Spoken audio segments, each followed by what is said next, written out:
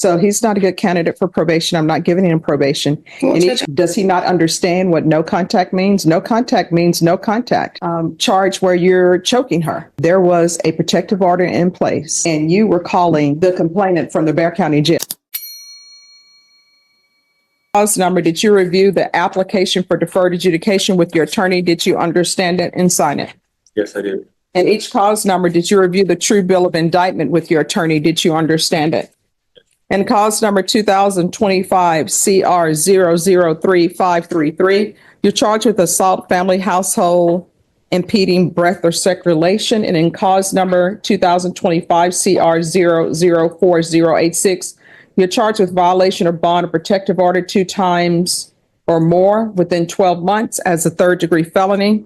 Range of punishment in each of those cause numbers is anywhere from 2 to 10 years in prison and up to $10,000 fine. In each cause number, did you understand that the court were to grant your application for deferred adjudication? If for any reason your deferred adjudication were revoked, the court could find you guilty and sentence you up to 10 years in the prison and up to a $10,000 fine. Yes. In each cause number, punishment is to be assessed at 4 years in the prison. There's a $1,500 fine. State is silent on your application. The cases were run concurrently. There's to be no contact with the complainant. And in the cause number ending in 33, there's an affirmative finding of family violence. Did you understand with an affirmative finding of family violence, you're not allowed to own or possess any weapons or ammunition? Yes. Did you understand with an affirmative finding of family violence, you're not allowed to be designated as primary custodial parent? Yes. Then in cause number 2025 CR 003533, how do you plead? Guilty, not guilty, or no contest? No contest. And in cause number 2025 CR 004086, how do you plead? Guilty, not guilty, or no contest? No contest. All right. So in the cause number, and maybe I don't see it, in cause number 86, I don't see the other dates. I don't see the December 6th, December 11th. What those dates are referring to, which I guess we could figure out how to put in stipulations, were those were days that the defendant called the victim from jail. So those would be reported to jail. All right. So and we've been provided with those, Judge. I'm sorry. We've been provided those. Well, are you stipulating that because he pled no contest? Is there a stipulation that he made phone calls to the complainant from the jail on December 6, 2024 and December 11, 2024? And December 15, 2024, December 20th, 2024, and January 25th, 2025? The last date was not, that was the part of the report attachments where he had allegedly had contacted her through social media after the election. All right. So as far as that, Judge, we're pleading no contest. My client has no prior offenses. No. I'm trying to see if there's. I'm trying to get there as to our application we are applying for deferred adjudication. And so because of that, I would not want him to make any stipulation. So that's why I asked him to plead no contest. Because if the court should grant him deferred, then. Well, here's the thing. I don't have that in the stipulations to prove the 2025 CR 004086. Now, if somebody wants to amend this and attach jail calls, they can attach it, but I don't have enough proof in here for these other dates. The only date that I have in the stipulated evidence is I have a date from January 5th for violation of protective order, but the other dates I don't have in here.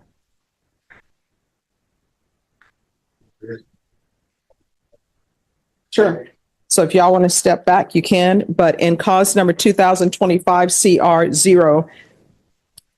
003533, the court is finding that there's sufficient evidence to find you guilty. The court will defer finding of guilt.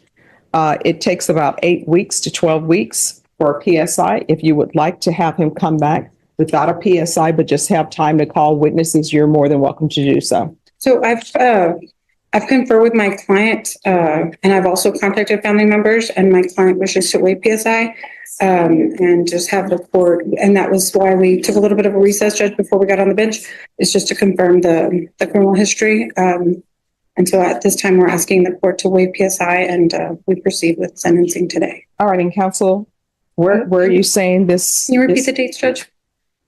The dates that That they're in question? the dates that are in question for the court are, I have a December 3rd. I have a December 5th date. So December 5th and count one, that's paragraph 1. So I'm looking for the December 6th date. I don't see the December 6th date in here. And then there's a December 11th date. I don't see the December 11th date in here. Okay, so where's the, I think she downloaded it, and put it on the disk to have as part of the stipulation.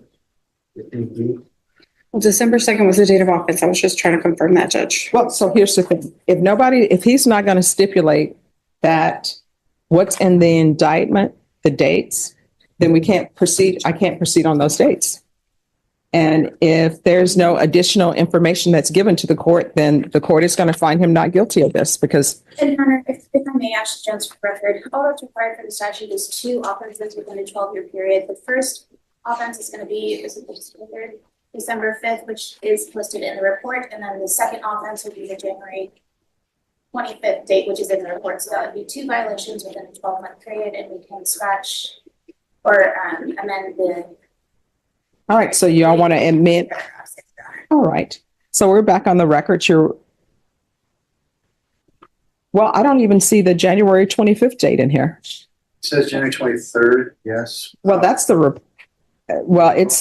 they have it listed as report time. I don't know if that's the report time when they made the police report or the report time for this offense. Wait, just one moment. Let me see. All right. You're correct. So that on or about date time is the time when they filed the report, but also the time when she's saying it happened. So the court will find there's sufficient evidence to find you guilty in 2025 CR 004086. The court will defer finding of guilt as you apply for deferred adjudication. And you're saying that you wish to waive PSI? That's correct. All right. What do you wish to say on behalf of your client? Your Honor, my client, he's 27 years old. He is not native to Texas. He's from Indianapolis, Indiana. I'm sorry? Chicago, Illinois. I apologize, but he, as mentioned before, he's 27 years old. The victim and him are obviously very familiar. They've been together since they were children. So I think since they were like 16 years old, is that right? 16? 15. Since they were All right. Does he 15. want to testify? No, Judge, let me just finish. I'm so sorry. All right. So you can't get information from him, then turn back to the court to give whatever information he's given you if he's not going to testify. Okay, I'll just All proceed. right. I'm sorry, Judge. No problem. And they do have 3 children together. And obviously they've had a myriad of things happen, I guess, in their lives, and they have both matured and progressed. And my client wishes to accept responsibility. He understands that the only way he's going to see his children, because that was another thing that we talked about, was that there will be a no contact order.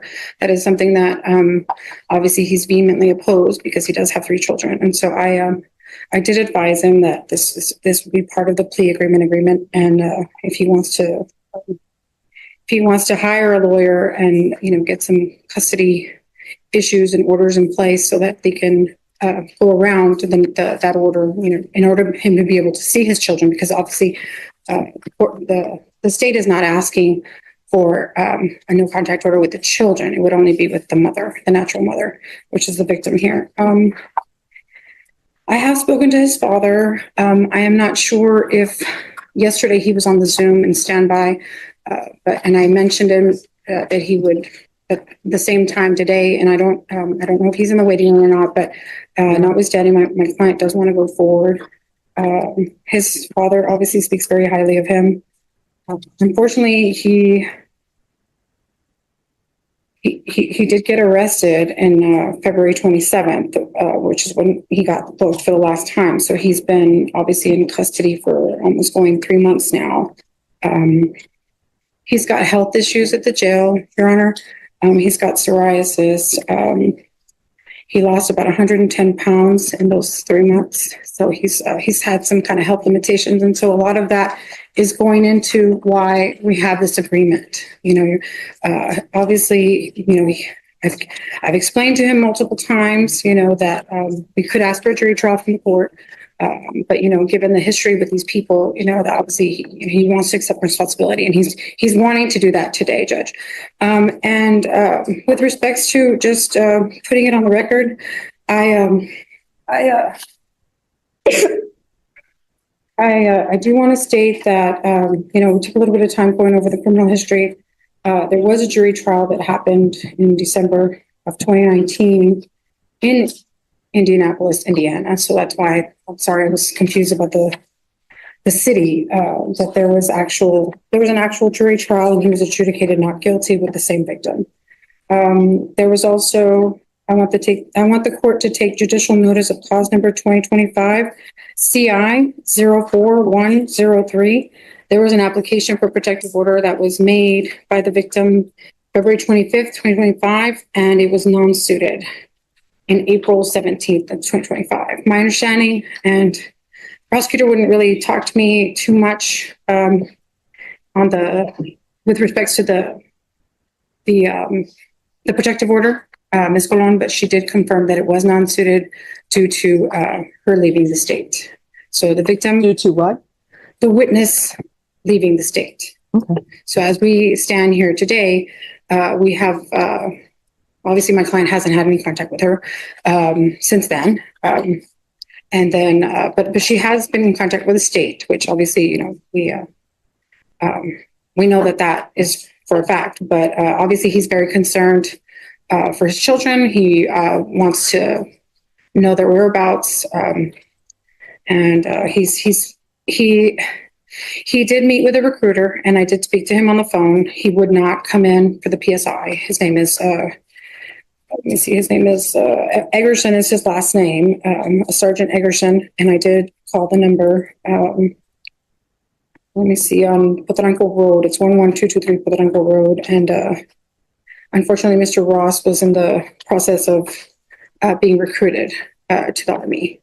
And so obviously he understands that accepting responsibility for this charge, and should the court grant him deferred, he will not be able to possess a weapon while he's on deferred. But the hope, I guess, is that once he's completed the deferred, is that he'll be able to enlist at that time. So our agreement right now is 4 years. Now the court can give him probation, the court can sentence him, or the court can give him deferred, which I believe he's legally entitled to because he has no convictions. What do you mean he's entitled to deferred adjudication? Okay. Legally? Well, I would ask the court to take that into consideration, that he has no legal convictions under any other ordinary circumstances. He has no prior offenses. Okay, but convictions. And so, but if you're saying he's a first-time offender, all right, but if you're saying he's legally entitled to deferred adjudication on this case? I have no statute. Oh, right. If the court, I have no statute, but I'm just saying as a matter of principle, as a matter of, mercy on my client, the court, I should hope, at least, because again, he's also been in contact with, being recruited, that he would be granted deferred adjudication. And, he wants to move on with his life. He wants to start probation.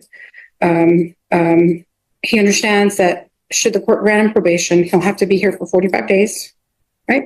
You understand? You understand it? And that if he wants his probation to be transferred to Indiana, it'll have to be transferred within that time frame. All right. So what I can And tell they'll you, have to accept the he's not a good candidate for probation. He's not? No, he's not. And let me just tell you why.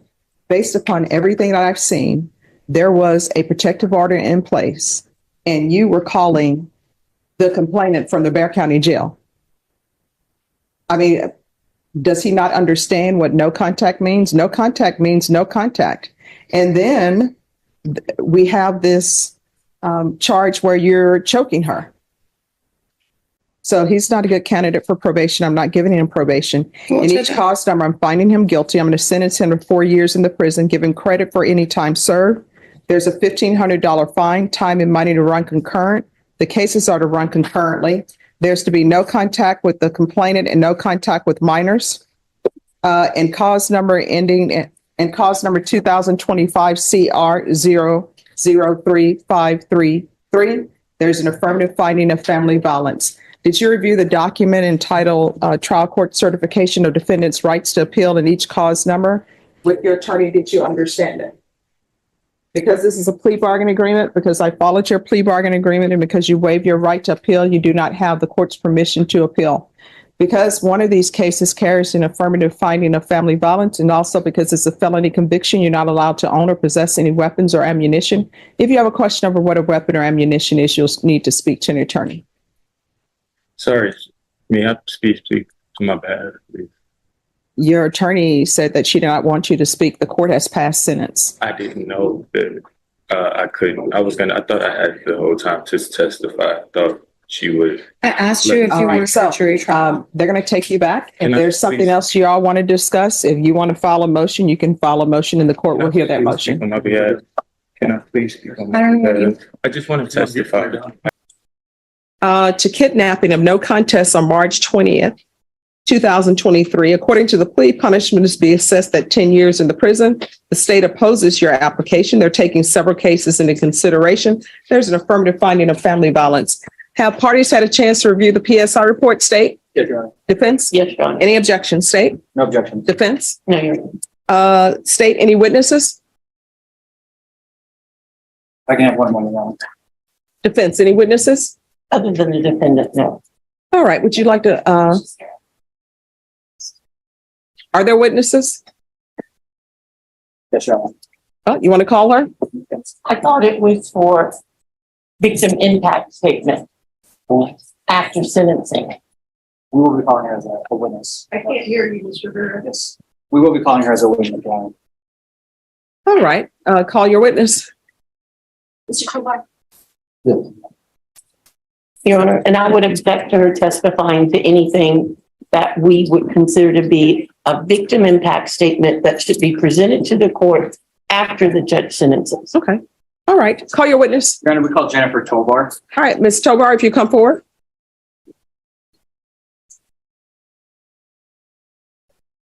Yeah, come up. Can you raise your right hand? Do you solemnly swear or affirm the testimony you give will be the truth and nothing but the truth, so help you God? All right, you can lower your hand. I'm going to need you to speak up so the court reporter can hear. State your name for the record. Jennifer Tovar. State. Ms. Tovar, you are the victim in this case against Mr. Zaragoza. Correct? Yes, sir. And you are aware that he has applied for deferred adjudication with probation. I am. And are you in what are your feelings if the defendant were to be granted probation? Objection, Your Honor. And what's your objection? He's telling you what effect your decision will have on her. And we don't want her influencing. All right, that'll be sustained. Do you want the defendant to be released on probation? Objection, Your Honor. It's the same thing. Sustained. I'll ask the court to disregard, of course. Oh, yes, it's disregarded. Then, just 1 second, all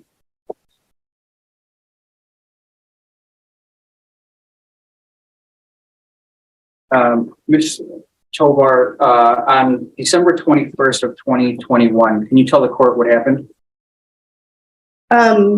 So I visited Ray to pick up Christmas money because me and the kids were living in Atascosa County due to a CPS case that we had for domestic violence. Your Honor, I object because it's repetitive. Everything about that offense is in the police report, which was presented to the court as part of our plea package. All right. So just so all parties are aware, I've read the stipulations in its entirety. I always reread those before sentencing, and I read them once I make a decision on whether there's sufficient evidence to find somebody guilty. And I've also thoroughly read the TAP evaluation. So You can ask your next question. Yes. Ms. Tovar, have you had any contact with the defendant since these allegations? Yeah, so he calls the house and speaks to myself and the kids. I guess when he can, because he doesn't No, have any. there's objection, non-responsive. She answered his question. All right, that'll be overruled. You can continue. Oh, so he has to use, I guess, a pre-collect call that he has because he doesn't have any money on the account to call us. Okay. So, and I don't fund it anymore. I just did for a little while around Christmas time, but no, he's only when he gets a collect call, he can call. And Ms. Tovar, you currently have a protective order against the defendant? I do. And do you feel that is sufficient to keep you safe? No. And why is that? I Objection, did it Your in the Honor. first What place. is your objection? She's commenting on what your decision will ultimately do to affect her and her children. All right, that'll be overruled. You can answer the question. No, I don't think so. It didn't in the first place. It didn't. Ray was still coming around and still calling. And while these cases were pending, you did have a no contact order against the Right. defendant, correct? Right. But I was told that to let him talk to the kids. So even though we have a no contact order, that's why, I was taking calls so that he could talk to the kids. I didn't want anybody to say that I wasn't allowing it. Yeah, because they're not part of the protective order. It's just me. Thank you. Nothing further on. All right, defense. No question. All right, thank you. State, do you have another witness? No other witnesses. Your Honor. Defense. It's the defendant himself. All right, if you'll come forward. Could you raise your right hand for me, please? Do you solemnly swear or affirm the testimony you give will be the truth and nothing but the truth, so help you God? Yes, Your Honor. All right, you can lower your hand, state your name for the record. My name is Zaragoza Ray Jr.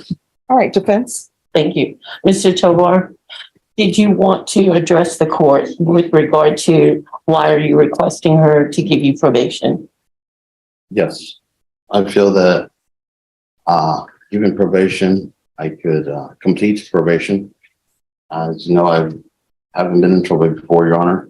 This is the longest I've been in jail. I feel that I've made a mistake. And if you read the current note I wrote to you, Your Honor, it describes one of my feelings. I want to apologize to the court and I want to apologize to my wife. We've been together 11 years, 10 years. Been with the family 15 years. All I know is my family, Your Honor. And I'm asking for your leniency and your mercy, Your Honor, for probation classes so I can better myself. Thank you. All right, state, any questions? Yes, Your Honor, briefly. Mr. Tovar, Yes, sir. in this case, you're charged with a violation of a bond of protective order, as well as a repeat violation of a bond of protective order, in addition to the kidnapping, correct? I am. He was. I was. And given that there was a no contact order protecting Ms. Tovar from you, you violated those no contact orders.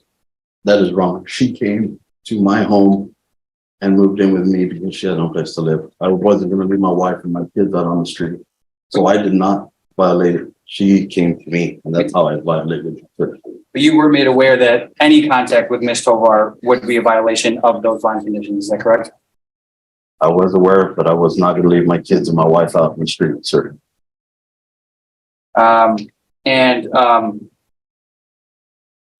In this kidnapping case, you did tie up Ms. Tovar with duct tape, is that correct? No, that is incorrect. And you said you've never been in trouble before, but you did have a case out of Atascosa County, Texas, for a violation of bond of protective order in that county as well, is that correct?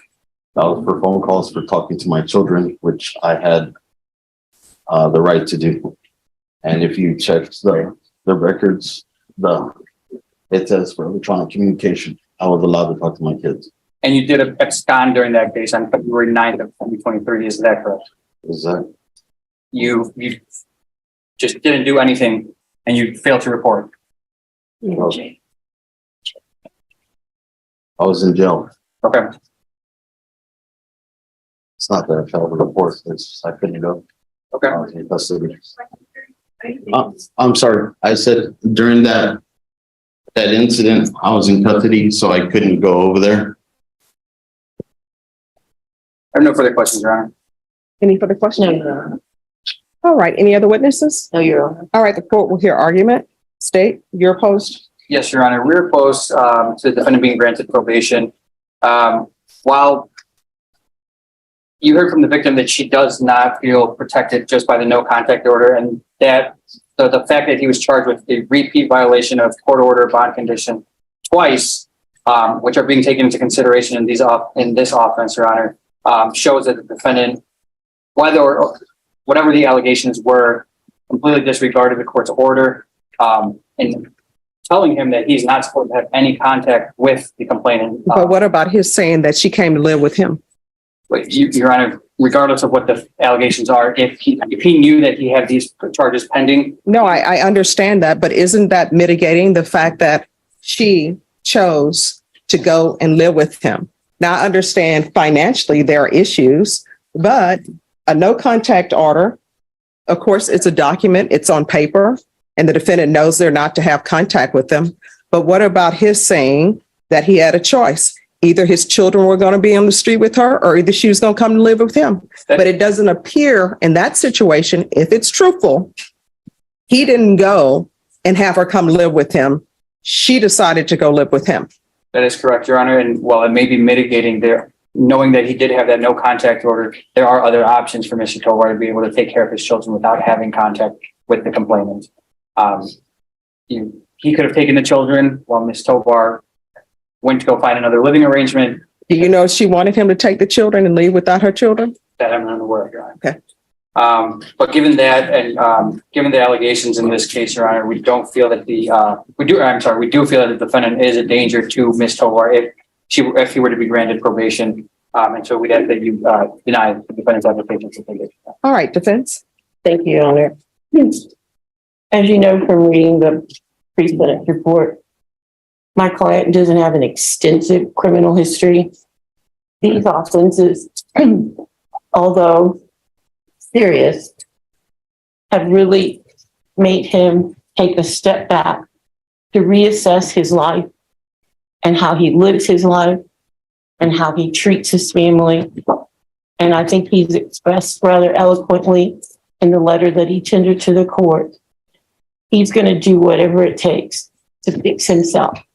He's even read the PSI where the recommendations on the tap eval that if granted probation, he should be placed in a program to help make sure he's no longer drinking excessive amounts of alcohol.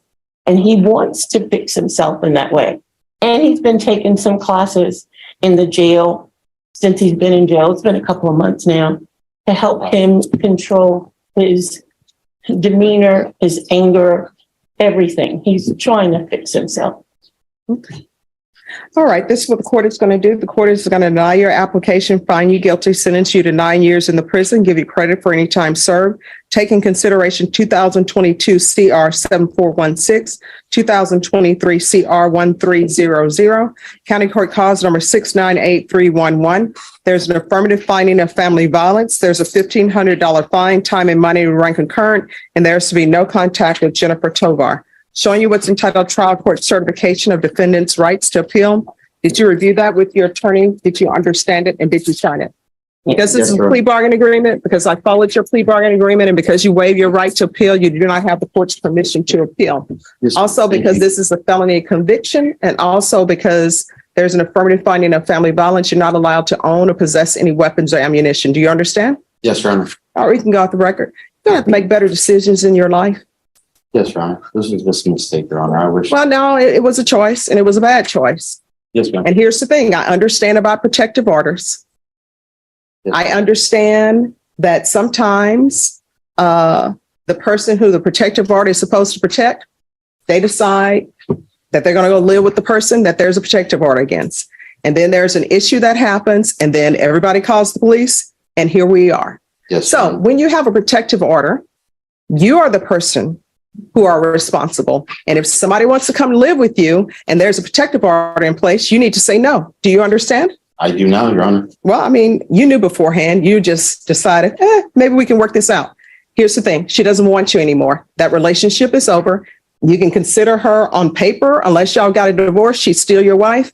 But in reality, she's not your wife anymore. She does not want to be with you. Do you understand? Do not call her from the jail. Do not call her from the prison. Do not contact her. And if you want to see your children, and Ms. Burke does a lot of civil work, if you want to see your children, then that needs to be done through a third party, but it's not to be done through Ms. Tovar. It's like you don't even know her. Do you understand? Thank you, Your Honor. You're welcome. Christopher Reyes. All right, we have victim impact. All right, that'll be it.